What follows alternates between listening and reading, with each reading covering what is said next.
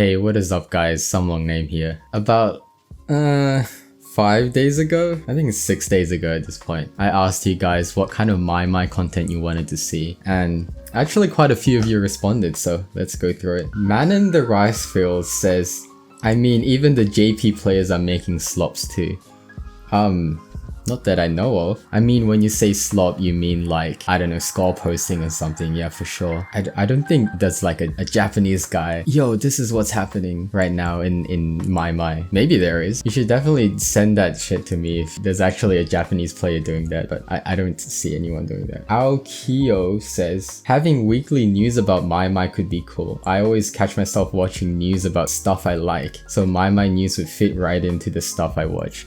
Yeah. I mean, I also kind of watch news about stuff I like. That's kind of why I suggested it. Ibis3065 says, there is no Maimai drama. You don't even know how much Maimai drama there is. It's just, although I will say most of it is just not really to do with the game. There is Maimai drama though. A deep dive into a player's journey would be cool. Like maybe Amakage or that one crack kid on YouTube. Maybe tier list videos or something. Or, you know what? I was actually thinking of doing a tier list video. I was thinking like, Maimai waifu tier list, but that might be a bit too far. I think a lot of the Maimai characters are like 14 or something, so I don't want to touch that shit. But yeah, I mean, chart tier lists could be good. I don't think I'm gonna do a deep dive. I kind of said that in reference to another YouTuber that did that. I'm not doing that shit. That's reserved for like the high effort stuff. That's not slop, bro. Side1212 says, I always thought a podcast would be kind of funny, giving hot takes about certain charts and viewer questions for topics. A podcast, like,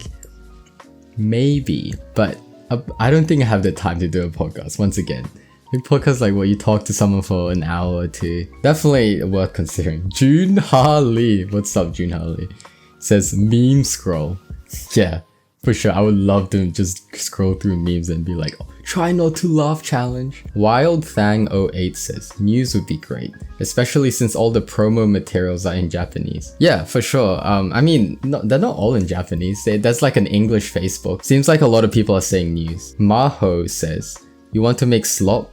Cover news, stream it, and then edit down the clips. Just like Moist for views and BTMC for bad circle game. Might be a bit of effort to stream a little here and there during uni though. Here's the thing about streaming. Who the frick is gonna watch a Maimai stream where I just go over the latest Maimai drama? That on top of I already stream another game, which is Tetris. I don't think I'm gonna do any streams, but for sure I could like react to things, but I'm not actually streaming it. I just react to things with no chat, and that could be something. Bagel says, isn't Maimai drama usually like guy who doesn't follow the queue rules, or guy hits the buttons too hard that it broke, or guy who doesn't shower? I do support the Maimai slop content agenda though, Lamau. Honestly, there's not a lot of Maimai content that ain't purely gameplay, so just go haywire. That's what I'm saying. There is basically no Maimai, like real Maimai content. It's a pretty small game, so it makes sense. Yeah, that's kind of what I'm trying to do. Trying to fill that niche. Isn't Maimai drama usually like those people? Not really. I mean, yes, but that's like the surface level stuff. I think if you go deeper, there's a lot of shit that happens. But then again, it's like not really that Maimai related. So yeah, maybe drama, like it doesn't happen that much. In terms of drama that is actually to do with the game, yeah, it doesn't happen that much. So maybe that Ibis guy was right. There isn't like there's a Maimai drama, but it's just the people who play Maimai that has a lot of drama. Not necessarily to do with the game. Like Mystery 62668 says, bring on the Maimai slop. Alright, well it's not really a suggestion, but yeah. Looks like most people are in favor of just doing slop in general. It seems like news is quite a popular one, like a lot of people want that, and I'm so down to do that. Some people have some ideas which could be good, but probably doesn't fit my schedule. Having said that, I've been doing a lot of thinking myself throughout the week. So news is good, however, there's not that much news to be reported in Maimai. I can condense like the weekly updates and stuff into a video for sure, but that would just be me like, oh yeah, the new songs are this and this, and oh no way, Prism Plus release date or whatever the next update is. Like, I can do that, but it's just not that interesting. I mean, for sure I could do that. Here's what I'm thinking. Since this is not that high effort, I would really like to do a weekly discussion video where we talk about a certain topic, and I would also leave the discussion up to the comments for them to add stuff, and I would respond to them in the next video. For example, I could be like, what's one horrible situation you had to deal with in Maimai or something, and I'll like say my own shit, and then people can also share them in the comments. And I'm also thinking I can do another video in the same week that could be news, there could be tips on how to play the game, or like certain observations about the game. So I'm planning to do like maybe 2 videos a week, but we'll see if my schedule allows for that. Anyway, for this video, I want to go through a bunch of tweets to do with the release of Maimai in the US, because that's super exciting. It's kind of the market that Maimai needs to basically become global. Not to say that the other countries don't matter, but the US is like a huge space for content, and also just has like a huge population. It's like the English market has been untapped basically, other than Australia, but like Australia has like 5 people in it. So alright, let's hop on it. Alright, I'm here with my phone. I'm just gonna read out from my phone, so apologies if I'm not looking at the camera, just because I'm looking at my phone. First post I'd like to go through is the official Maimai DX International Facebook page. Hello everyone, I would like to take this opportunity to introduce the status of Maimai DX in the US. First, thank you for all those who have played while we are having the location tests in Los Angeles. They spell Los Angeles wrong. Dallas and Chicago. So okay, Maimai is currently in those 3 locations. Secondly, we will bring Maimai DX to the Amusement Expo International in Las Vegas starting of March 17th for the reference exhibition. This cabinet version is Buddies Plus, as same as the ones in location test, and is an offline exhibit. If you have chance, please come and play Maimai DX at Amusement Expo International. For more information about blah blah blah blah. Alright, so it looks like Maimai is in these 3 locations: Los Angeles, Dallas, and Chicago. And Maimai DX is in Amusement Expo, and that's already happened, and there's been a bunch of posts about that, which is super hype. I'm just gonna go through that now. Alright, there's a really convenient thread by @AutoGuessSound. Yeah, so check them out, I guess. Here we can see Maimai Deluxe is in Amusement Expo International. And if you go down, this might count as an announcement, but SEGA dropped an official statement on their LinkedIn page. Wait, I gotta check this out. Okay, they got a LinkedIn now, and they're like, oh no way, Maimai is in Amusement Expo 2025. Alright, let's go. You can see Watson and another guy. I don't know who that other guy is. So Watson is like a super influential, I don't know if that's the right word, as in like he's like the only US Maimai player to even play the game regularly, I guess. He has like a finale cab at home, so I guess this is like super nice for him to finally have deluxe cabin in the US. No way, they're actually playing. Look at that. They're in suits for some reason. Alright, that's fire. Here they say the machines are set to price at $31,000 USD. That's absolutely crazy, because I mean 31,000 USD is like 50,000 AUD. So that might be a bit of an issue. It would take a lot of convincing to get the arcades to put Maimai in it. They have to really see that it has a big audience that will play the game so they can turn profits. Otherwise, like 31,000 is a huge investment. I'm not really sure why it's that expensive.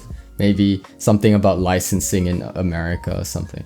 That might set it back from being super popular in America. Because I'm assuming that if they have to spend that much for the cab, players would have to spend even more just to play the game. Australia is already insane. It's like $3.60, like $3.60. But I don't know, would it be $3.60 USD there, or probably even more? That might turn a lot of players away. I hope that won't be the case, but I kind of think it will. More photos and a nice video of, oh my gosh, they got official Maimai Deluxe shirts. I need that. I want that. Unconfirmed news but still important. $160 a month, all.net. I don't know what that means, sorry. A guesstimation from Australia player Idris about router costs, making the supposed upfront total to be 35.5 thousand USD. I don't know what SEGA is thinking, but it looks like they're pretty adamant on this price.